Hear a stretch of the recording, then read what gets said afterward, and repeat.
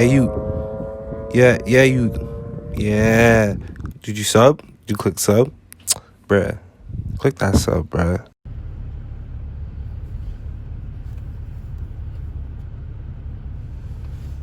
Yo, King POV's back, but with some more light this time, so y'all can't see my hands unless I do something like this. Bow, bow, bow, bow, bow, bow.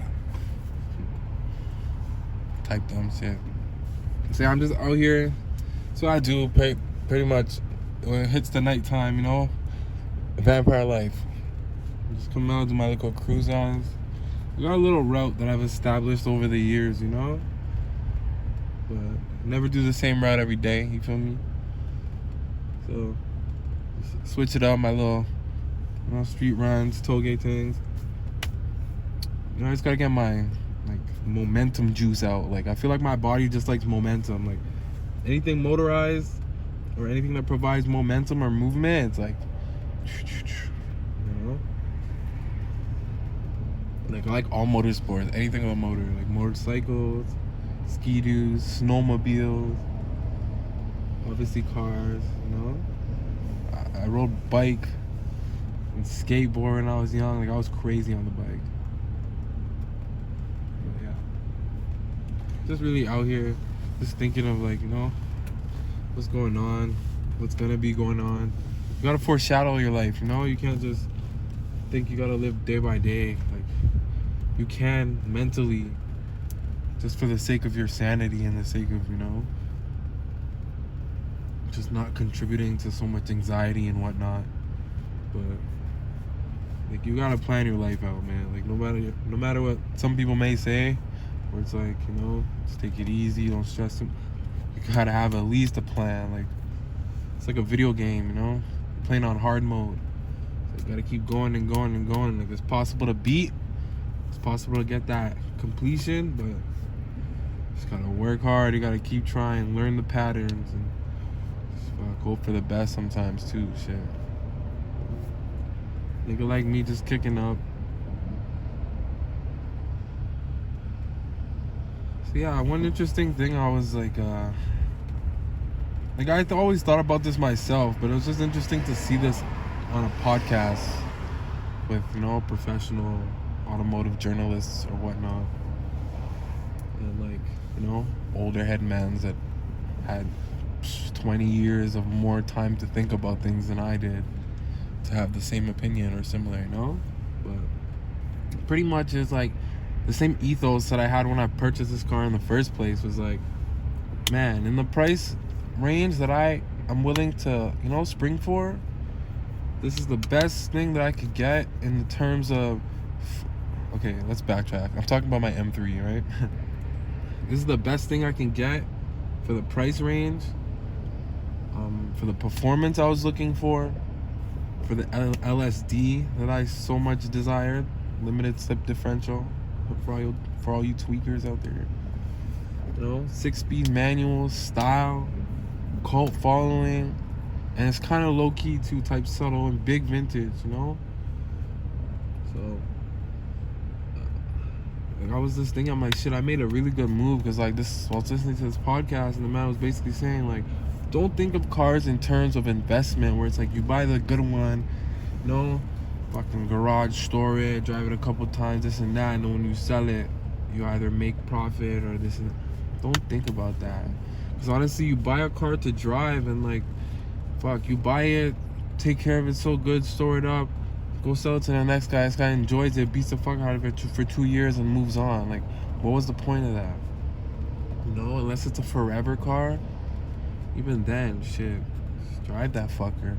But for me personally, I don't have all that cash to throw around, like, you know, type big leap of faith, but type smart leap of faith. I was just thinking like, fuck, I made a good move. Anytime I want, if I want to sell my M, if I need to, or if I want to, you know, it's time to get that crib. You gotta get your own crib, you know? Also, it's just like, shit, grown man thing, like, man, like, trying to make bigger moves, like, a car is fun, a car is cool, but like, shit, you gotta get some real estate, some assets, some property, you know? That's when you're really moving. Like, fuck. But I'm just, you know, I didn't pay crazy amounts for this car. It's within my means, you know? And I can sell it and make profit.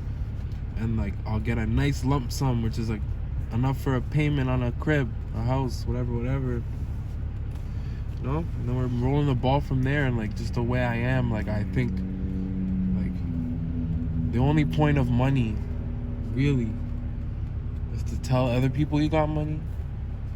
It's to buy things and to make more money. Like, I be thinking like, Chuck, like, man, you sell somebody your stock wheels, those wheels can last with that person for 3, 4, 5 years, 6, who knows? And then that $500, you can go spend that like tomorrow and it's gone. Like, you know, money's not that valuable. I've been thinking about that shit lately, and it's like, man, all these. See, when you grow up like how I grew up, when you grow up as a young black person or whatever, it's like, you know, you feel like things may not.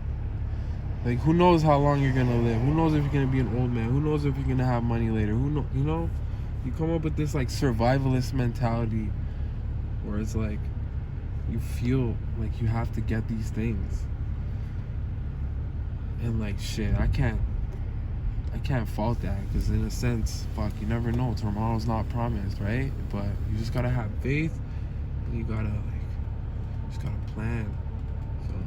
And move smart, move safe, move humble. You know, there's people who make it to 100 years old and shit. Like, as of late, I've been reading this sort of diary of this older gentleman who was like basically went off to war.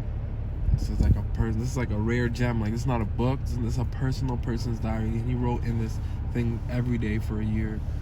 And like, just to see the perspective of somebody from, you know, that time. It was like 80 years ago, like literally in the 50s. Okay, 70 years ago. It was 70 years ago, literally in the 50s. And it's like, it's so interesting. Like, some words, they still use the same. The mentality is similar. Like, and like, this person made it all the way.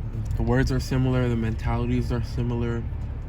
Movies were so much more of an event, because like, they weren't saturated with all these fucking streaming services and all this shit. It was new, right? It was so much harder to live back then. Like, we didn't have smartphones, we didn't have internet, we didn't have all that shit.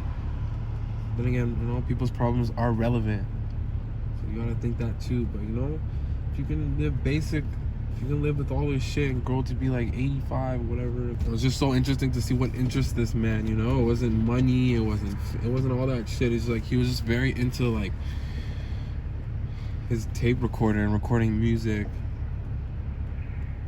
and going to the movies and talking to new people, and like fuck, man, that's what life should be, not on this fucking tablet, like this device that strings you telepathically to people. Like, it's crazy. It just develops more anxiety and more social, you know, awkwardness. Like, fuck, man, like, this world's getting crazy. Just wonder what it's gonna be like in 10 years, you know? Look back on these videos. It's funny because today I was watching, you know, I was eating my little dinner, my little naked burrito bowl, or my burrito bowl, whatever. I was eating my little burrito bowl.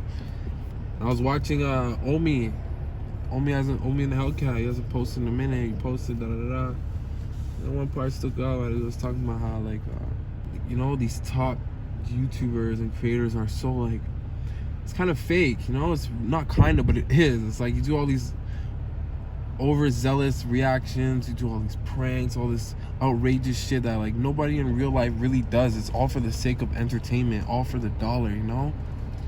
All for the growth, it's not genuine.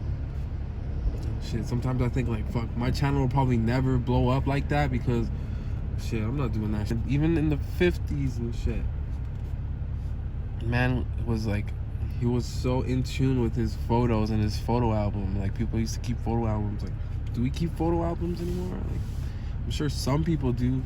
But what's our photo album now? Instagram? Facebook?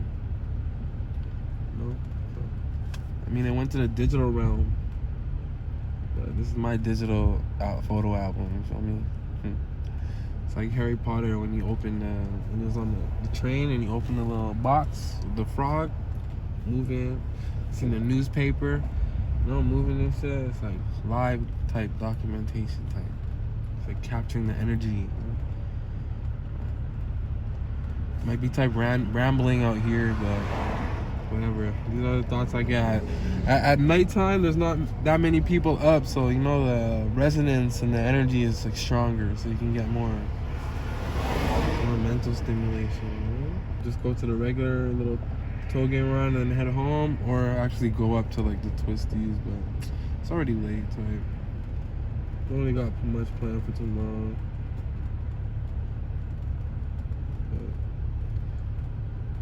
On Thursday, though, I'm gonna be filming a video of me changing the serpentine belt and the AC belt on this sucker, so that should be dope. Realistically, I'm probably gonna delete the AC belt for now, cause like fuck, you don't need AC in the winter, or like probably that's pointless. I should probably just put it on, but you know, it'd be hilarious. Shit, I hope y'all can see this. So I was talking about, damn, my voice raspy. Hope y'all can see this. I was on my little cruise and shit, and like I pulled up on this little area, super dope. Like I wish the lighting was better. I don't really want to put on flash, but like just look at the natural lighting, super dope. Took a few pics. I'm probably gonna bring my M3 here. Big Christmas vibes.